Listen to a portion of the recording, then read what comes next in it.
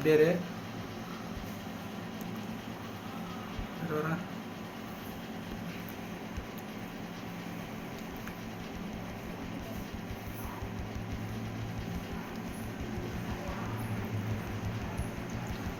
அப்படியே பின்னாடி வா, லைட்டாக அப்படியே பின்னாடி வா.